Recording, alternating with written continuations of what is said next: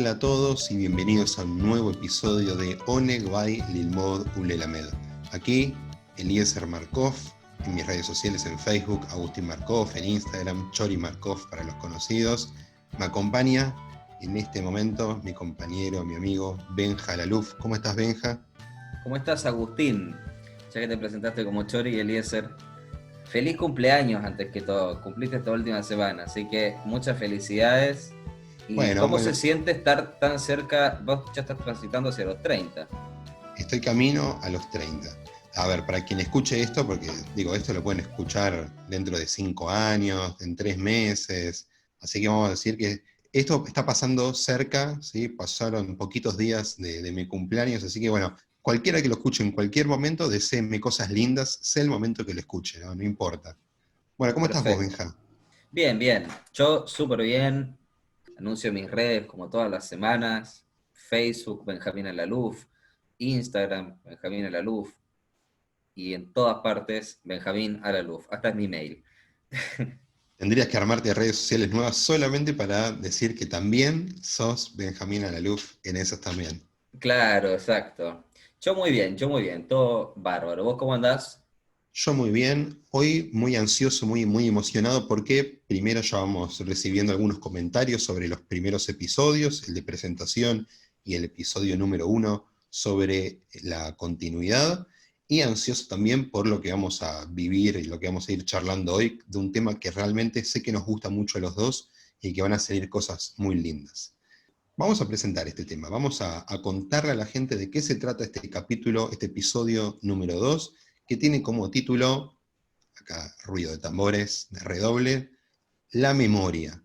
Un tema tan judío como el gefilte fish o los kipes, ¿sí? Porque realmente si hay un tema que atraviesa a todo el pueblo de Israel, es la memoria, sea en cualquiera de sus versiones, sea hablando de cuestiones más académicas, sea con aromas, sea con gustos, con recetas familiares. Digo, la memoria judía atraviesa un montón de sensaciones distintas. Hoy vamos a tratar de charlarlas y de discutirlas un poquito.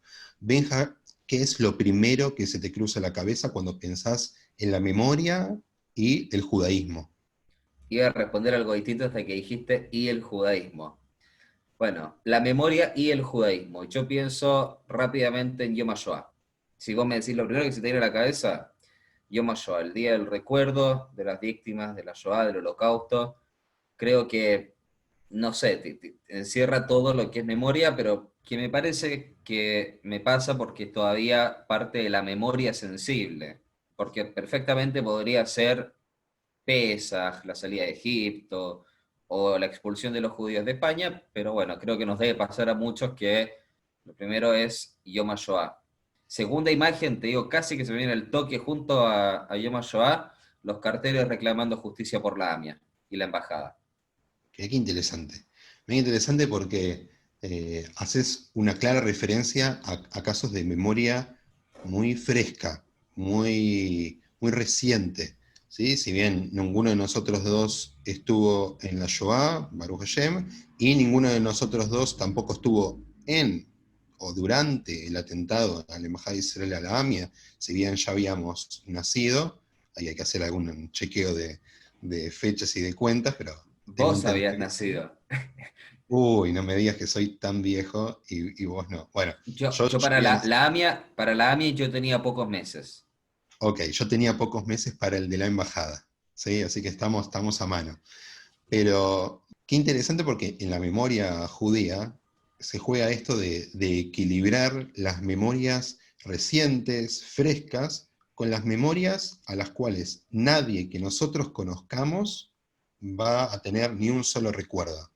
Las palabras Zecher Litziat Mitzrayim, el recuerdo de la salida de Mitzrayim, son de Egipto, ¿sí? Son De Egipto. como muy patentes, son como muy, aparecen en muchos lugares en la liturgia, en la tradición judía, y Pesach es una festividad que es parte del tronco de cualquier calendario judío, sea festejado de la manera que sea. Entonces, qué interesante cómo se juegan estas dos cosas. Recordamos lo que vivimos, pero también recordamos lo que no vivimos. Y a veces hacemos un montón de esfuerzo por recordar aquello que no vivimos como si lo hubiésemos vivido. esto de, para seguir el ejemplo de Pesaj, como si cada uno hubiese salido de Egipto, de Mitzrayim. Yo estoy medio de acuerdo con vos. Creo que teóricamente está perfecto lo que vos decís, pero creo que en la práctica, y este es un problema del ser humano, nos acordamos de lo que está cerca y de lo que sentimos que aún nos importa. Porque creo que es indiscutido que la AMIA y la tragedia que representó, la última dictadura cívico-militar o la tragedia que fue la Shoah y básicamente toda la Segunda Guerra Mundial para el impacto humano, es esto de memoria sensible. Hay testimonios, hay parientes, hay relatos frescos, pero si uno empieza a hilar fino, yo no creo que el siglo XX haya sido el peor de la historia. Seguramente hubo catástrofes mucho peores entre medio y ya no nos importan mucho. Tal vez murió más gente, sufrió más gente, no quiero comparar eso porque es entrar por ahí en algo medio innecesario, pero de que pasó, obviamente pasó. Y yo lo que siempre me pregunto es qué va a pasar, ¿no? Que quizás lo podemos ir charlando dentro de 500 años con la Shoah, con la AMI, con la embajada. Si realmente va a haber gente que le va a importar. Y Bueno, perdón la crudeza con que lo digo, ¿no? Pero así como poco nos sensibiliza los pogroms de la mitad del medioevo hacia las comunidades judías a lo largo de Europa, está bien, es parte de la historia, pero no lloramos mucho al respecto. Y así como nosotros no recordamos también el tema de la expulsión de los judíos de España, me pregunto, ¿no? Si finalmente no será una cuestión más de lo que está cerca, es lo que recordamos y a lo que formamos memoria. ¿Qué pensás vos de esto? yo pienso muy parecido a vos. La verdad que no siento que estemos tan en desacuerdo. De hecho, uno de mis grandes miedos es cuánto tiempo tiene que pasar para que la Shoah se convierta en el próximo Pesaj. ¿Cuánto tiempo tiene que pasar para que estemos todos alrededor de una mesa y combinando distintos símbolos o distintos objetos, hagamos uso de la memoria de la Shoah? Digo, hay cosas que podemos hacer para revertir eso, para evitarlo, o sin lugar a dudas, hagamos lo que hagamos. El tipo de memoria que tenemos hoy por la Shoah o por el atentado a la AMIA, dentro de 500 años, e incluso podría ser menos, ya se va a transformar en algo meramente tradicional, relacionado más con el capítulo anterior de la continuidad que con este de la memoria. Sí, sí, sí, es un tema. Entonces, finalmente, ¿qué es la memoria? Porque salir a levantar carteles por, perdón, ¿no? Pero lo que aún está de moda, lo que es moda, porque hay una moda hacia lo que es cercano y sensible, y no lo critico, me parece que está muy bien, pero ¿qué pasa después con todo lo que quedó hacia atrás? ¿Qué es memoria, no? ¿Qué finalmente es la memoria en este contexto? Mira, déjame proponerte una de las opciones de todas las formas de describir a la memoria, y esta tiene que ver con un pensador contemporáneo, ¿sí? Si bien ya falleció, que se llamaba Todorov, y que proponía que la memoria es una construcción, siempre, y que está compuesta tanto por recuerdos como por olvidos. De esta forma, él decía, lo contrario a la memoria no es el olvido, lo contrario al olvido son los recuerdos y ambos forman parte de la memoria. Entonces, la pregunta que deberíamos hacernos, si salimos desde esta premisa, es ¿qué elegimos recordar y qué elegimos olvidar? ¿Consciente o inconscientemente? No, me parece muy bien lo que decís, Agus, interesante lo que citás, porque claramente la memoria está compuesta de olvidos también, y de repente elegimos olvidar algunas cosas, y es parte constitutiva, sin lugar a dudas, pero es más digno de ser recordado lo que pasó hace menos, ¿viste? Esa es la cosa como que de repente me despierta una disyuntiva sobre lo que merece ser parte de nuestras conmemoraciones, de nuestros actos, de nuestras marchas y de nuestros pedidos. ¿Solo vale para los últimos 50 o 100 años? Mira, yo creo que tiene mucha relación con el tema de la ritualización de los espacios y con la apropiación de la memoria y el uso de la memoria. A mí me parece que la gran carga emotiva que tenemos frente a algunos temas un poco más recientes generan un poco de compromiso mayor, generan como una empatía más fuerte, porque de repente nos encontramos, para poner el caso de la Shoah, nos encontramos con sobrevivientes o con familiares, y la experiencia de estar en contacto cara a cara con ellos hace de esa experiencia una invitación a formar parte de esa memoria. ¿Sí? Lo mismo podemos decir del atentado de la AMIA u otras cosas malas, y pueden ser buenas. Digo, no solamente la memoria se compone por el recuerdo de hechos lamentables, trágicos e inhumanos.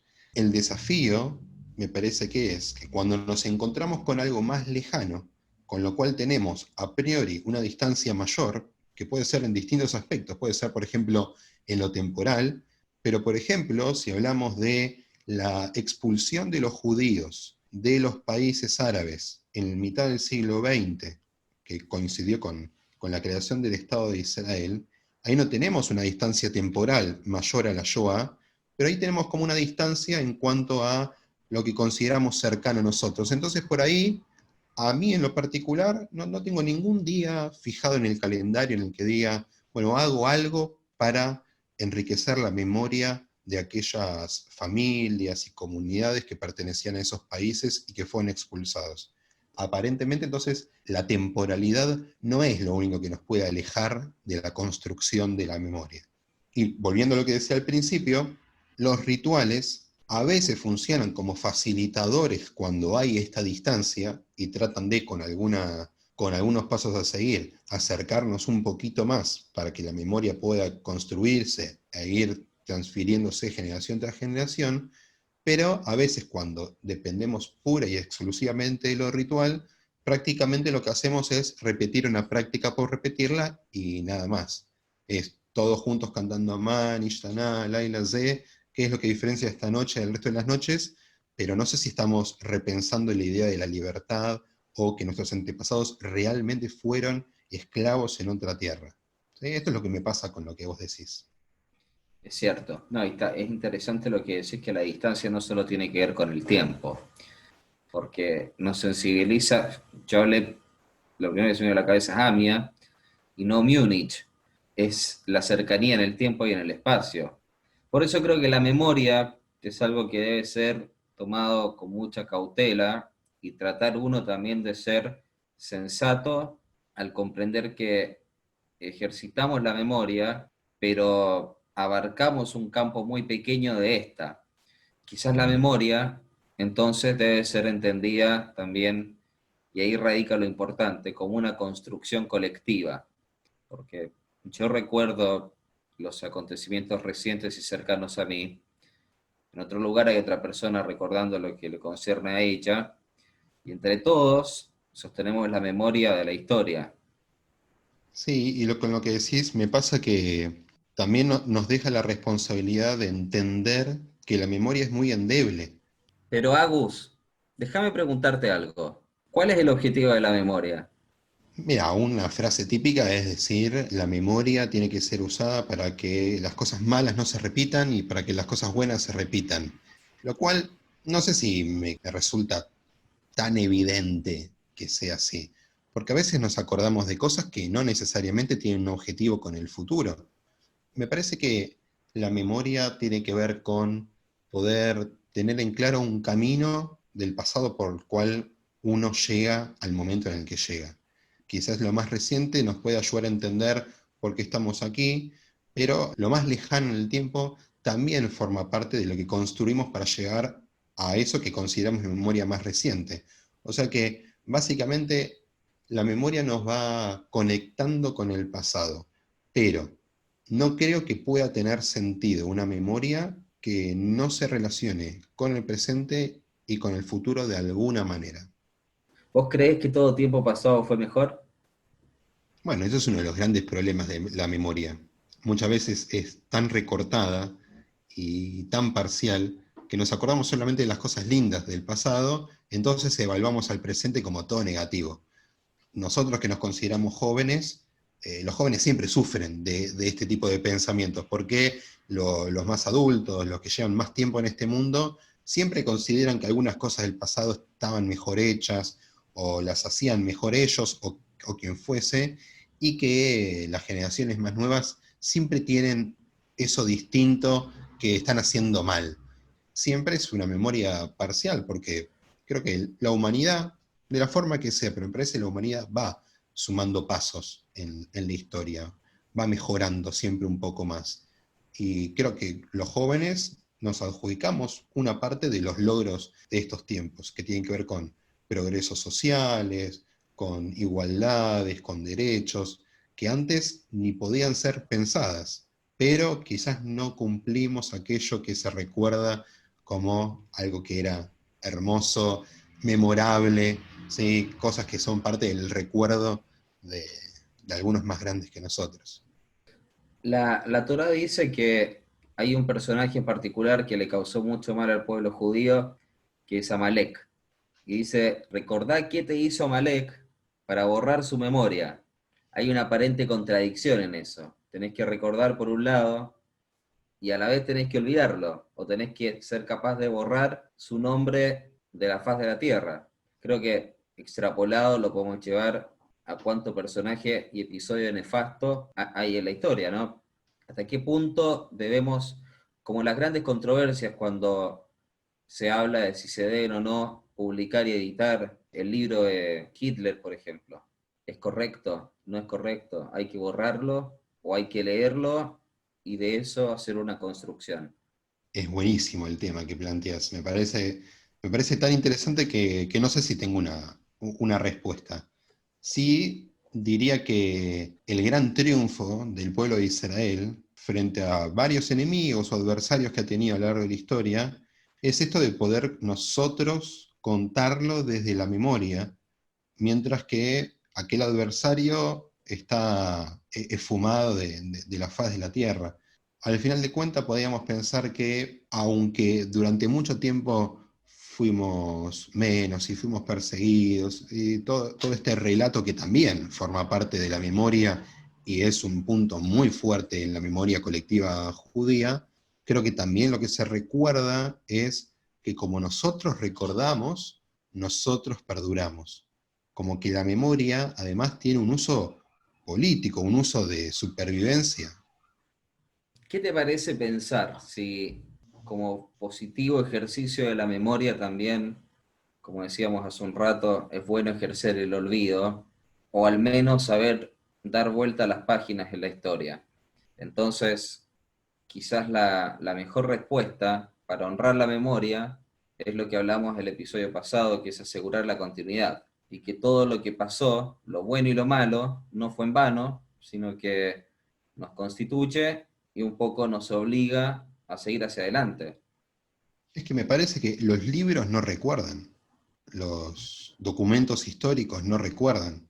Somos nosotros los que recordamos, los que usamos los libros, los que seguimos escribiendo libros, los que encontramos documentos históricos o material arqueológico en Israel y con eso hacemos historia y memoria, pero requiere de una actividad constante y que tiene que estar dirigida por nosotros, en especial por los jóvenes también, para no considerarse por fuera de esa memoria, para apropiársela y a partir de eso también construir para adelante. Hablando de todo esto, hay un tópico nuevo que se presenta, que es como una corriente revisionista, que evalúa películas, novelas y todo tipo de manifestaciones artísticas que en el pasado por ahí, en su contexto, no generaban ningún ruido. Pongo un ejemplo, la esclavitud de la población negra y que a los ojos de hoy es medio aberrante. Entonces, algunos dicen que habría que reescribir ciertos guiones o repensar ciertas escenas, bueno, relacionado con eso. ¿Vos pensás que está bien? Mira, voy a empezar por lo siguiente. Hay un dato que creo que yo no dije cuando me presenté la primera vez, que es que yo cuando estudiaba en la facultad, que si bien no terminé la carrera, estudiaba profesora de historia. Estos son temas que siento que me tocan de cerca porque los he estudiado y los he revisado. Querer cambiar el pasado no tiene ningún sentido. Primero, porque tenemos que aceptar que el pasado se regía con otras normas, con otras reglas. Me parece que el sentido debería ser otro. Tiene que ser, no porque una persona en el siglo XIX, en el siglo XVI, escribió sobre esclavitud, o porque la Torá nos habla sobre esclavitud, sino porque hoy sigue existiendo esclavitud. Entonces ahí es donde juega en serio la memoria, donde vos revisás el pasado, no para cambiarlo, sino para ver si ya mejoraste, si ya superaste aquello que viéndolo en el pasado te provocaba algo extraño. Y esto lo podemos ver en un montón de sentidos. Si uno no siente ese ruidito interno, no vayas a querer cambiar la película de hace 50 años. Fíjate por qué no podés cambiar la realidad de ahora. No sé qué pensás de esto, Benja. Me parece que un poco es el objetivo de la memoria en última instancia y es todo lo que hemos venido hablando. La memoria tiene que servir para el presente y el futuro y para tratar de reconstruir en base a aquello que percibimos como un error que fue de nuestros ancestros, pero tal vez naturalizado, tal vez normal, normal no dentro de la norma, pero que hoy podemos dar un nuevo significado. El otro día escuché de una psicóloga que nuestra generación se caracteriza por haber nacido en un mundo mucho más vacío de prejuicios. Los chicos de hoy piensan distinto sobre las diferencias, las mal dichas diferencias raciales, sobre las preferencias sexuales, sobre las orientaciones políticas y las religiosas. Y creo que está bueno desde ese lugar entender que creo que nuestra generación sí está haciendo un gran cambio dentro del mundo. Hoy percibimos el otro mucho más vacíos de prejuicios que imperaron durante miles de años. Y eso creo que también tiene que ser entendido como el resultado de la memoria ejercida a lo largo de siglos, donde poco vamos saneando los errores del pasado. Me gusta mucho, Benja, y me parece un buen mensaje para cerrar, para dar esta gran consigna que tiene que ver con el uso de la memoria y cómo podemos cuidarla y resignificarla todo el tiempo. Vamos a dejarlos por aquí, vamos a dejarlos pensando con todas estas ideas que estuvimos charlando y nos encontraremos en un próximo episodio de Oneg by Lilmod Ulelamed. Quiero agradecer a todos los que nos escribieron y nos mandaron mensajes con ideas, con críticas buenas y todo muy positivo, así que los invito y los invitamos a que nos hagan devoluciones porque nos pone muy contentos y nos ayuda también a seguir repensando este espacio. Nos despedimos, será hasta la próxima, nuevo episodio de Oneg by Lilmod Ulelamed. Benja, nos vemos. Te mando un abrazo grande, Agus.